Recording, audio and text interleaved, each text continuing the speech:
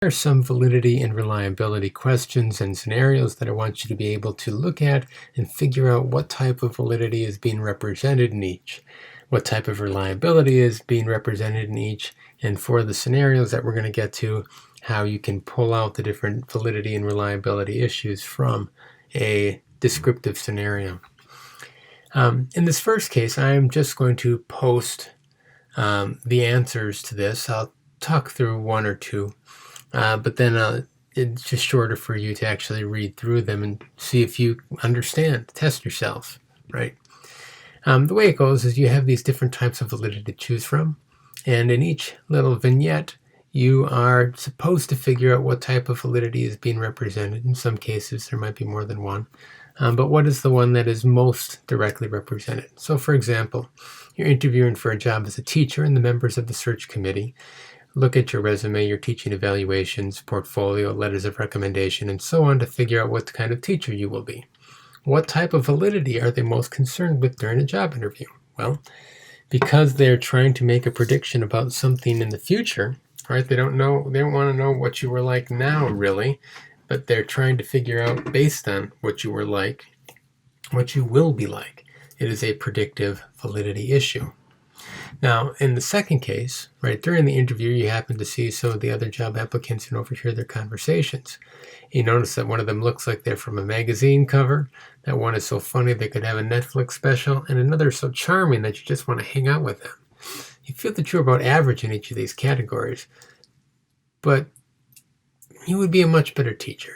You hope that the interview committee doesn't get distracted. What type of validity are you focusing on? Well, in this case, you're focusing on construct validity. You don't want them to be measuring things like physical attractiveness and so on. You want them to just stay focused on who's the best person for this job. Finally, you landed the job, and in your first year of teaching, the principal calls you in for your first year review to evaluate your job performance. In the past few weeks, she has talked to parents, your peers, and has observed you on occasion. When giving your review, what type of validity is she concerned with? Well, in this case, it's concurrent validity, right? She's using multiple sources of data to try to figure out what you are like right now, right? Over the past review period, what kind of teacher have you been? So because she's not trying to make a future prediction, trying to figure out what the state of affairs is now, it's a concurrent validity issue. So there are several more about being a teacher. There's some about dating. I'll post the answers to those. And then there is a scenario. Now, what I want you to do with the scenarios is be able to identify where each type of validity kind of rears its head. So Sandy Beach has just finished their first year as a science teacher and did very well. The school she works at has a very hands-on, authentic curriculum that encourages exploration and application. Her dedication to crafting lessons, instructional materials, and assessments that reflect the school's values and district standards and is aligned with a district test pays off.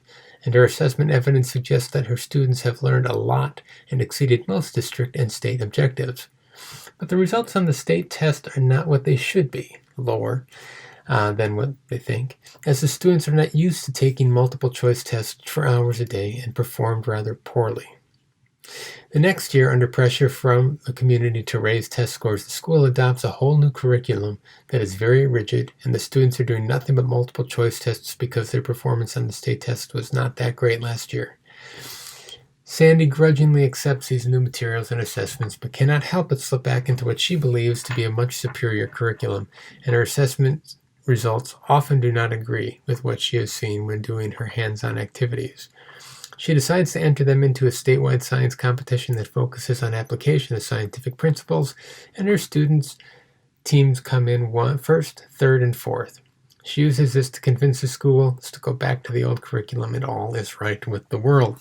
So, going through each type of validity, right, I'm thinking about content validity first. Where is there evidence that there is alignment, good or bad, right? So in the first case, I might be looking at, right, she dedicates crafting lessons, instructional materials, and assessments that reflect the school's values and district standards and is aligned with the district test. So that's a good content validity thing, right? So great. However, a bad content validity thing here comes in is that she, even though there's a new curriculum, right, still aligned with the standards, she keeps slipping back into some of her old stuff, which is probably better, but it still creates an alignment issue. So that would be an example of bad content validity. Moving on then to construct validity, right? One thing that we can note is that it says the students do not do well because they're not used to sitting down and taking tests, right? Well, sitting down and taking tests is not supposed to be a skill that's being measured, but if you've never done it before, it might be a little bit weird and might cause you to underperform. So that is a construct validity issue, right? The students are not used to taking multiple choice tests for extended periods of times, and so that's going to be something that's affecting what their assessment results are.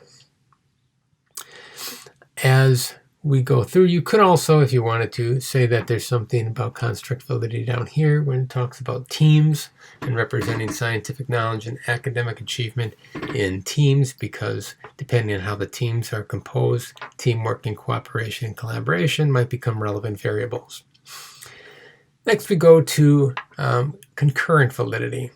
And for concurrent validity, right, we're trying to figure out what the state of affairs are. In this case, right, her assessment evidence suggests that her students have learned a lot, but the state tests suggest that they don't.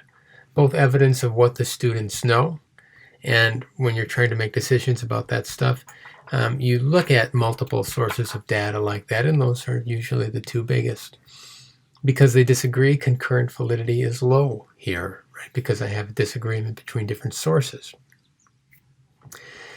If I want to then focus on predictive validity, there's a couple ways I can think about this. One, Sandy enters them into the science competition because she thinks, based on their ability to apply their scientific methods in her class, that they will do well in the science competition. If she thought they would do poorly, right, she wouldn't have entered them.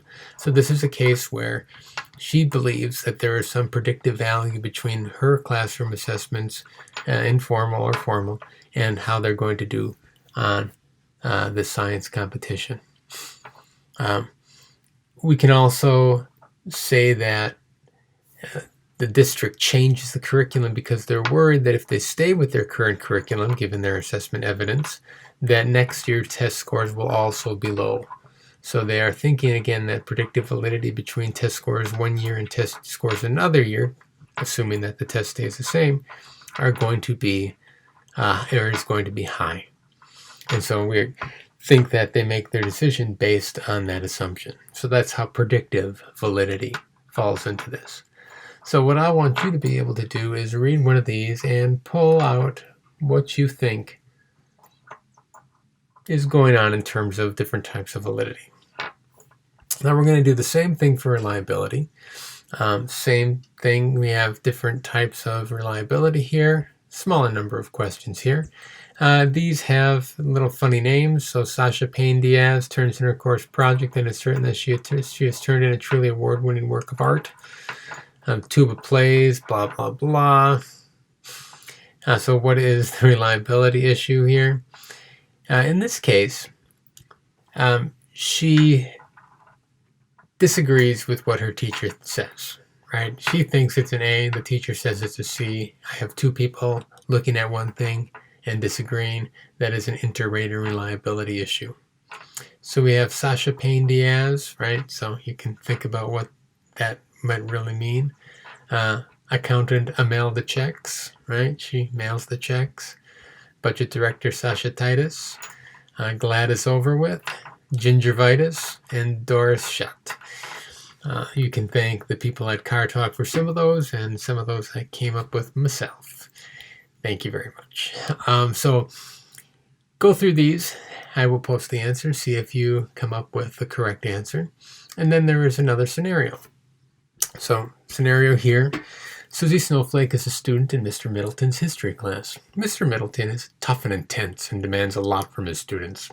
Susie is very nervous about the science fair project that she has to do. While Mr. Middleton provides a rubric that describes the skills students need to present, she is unsure of what it really takes to do well. She asks her friends, but they are all doing different things: volcanoes, mice and mazes, terrariums, and so on. And each tells her something a little bit different. The thing she dreads most is that presentation of her science fair project in front of the whole class. What if she does something wrong? What if she forgets what to say? What if she makes a fool of herself? The day of the presentation, Susie Snowflake is a nervous wreck, and when it is time for her to present, she melts. She mumbles, stumbles, and bumbles through the presentation, continually turning brighter shades of pink until she is done and slinks off the stage. Even Mr. Middleton is sympathetic and grades her a bit easier because he knows that she is a solid student and her nerves just got the best of her, and he wants her grade to reflect her true ability rather than her nervousness. So where do the reliability issues come in? Well, stability reliability is all about performance during the assessment. Her anxiety leading up to the assessment doesn't really matter, but her anxiety during the presentation does. She's being graded on this, right? This one thing, it's all at once, and she gets nervous and falls apart. So that is a stability issue. Another day she might not have been so nervous, or if she worked through and did some meditation stuff, she might not have these issues either. So that's where stability comes in. If I'm thinking about alternate form reliability, right, that's where I have students getting some choices and so on. She asks friends, but they're doing different things. Now, again, despite Mr. Middleton providing a rubric that highlights what you need to do, there are choices students can make. Now, the question is a volcano just as good as mice in a maze at demonstrating the different skills?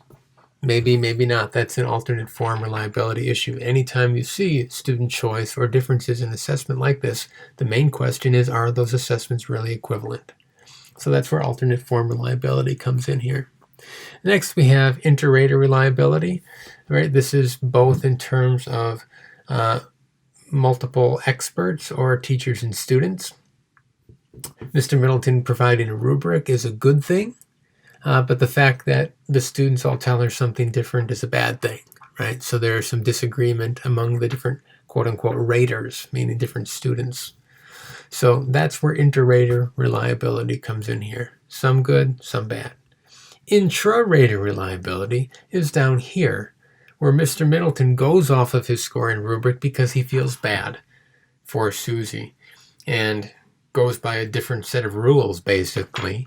And so he's not really being consistent with himself and how he is applying his grading criteria. So that's a bad thing, even though it probably gets her closer to her truth because he has some construct validity issues here, right, in terms of presentation and scientific knowledge, depending on what his objectives are. So the final thing is standard error. And standard error is really influenced by all these things.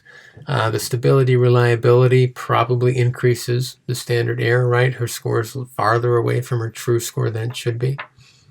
When you think of alternate form, really hard to say whether or not that impacts or how it impacts standard error because we don't really have any good information on it. Can't really see these assessments. The inter-rater things, providing a rubric will probably lower or improve inter-rater reliability. However, the fact that students keep telling different things to one another kind of indicates that it's not that effective. And so a poor rubric will not kind of get rid of those problems, and standard error might be a little bit higher than you want it to be. For intra-rater reliability, this is one strange situation where intra-rater reliability is going down, but the standard error is probably actually going up in terms of what he's really trying to measure.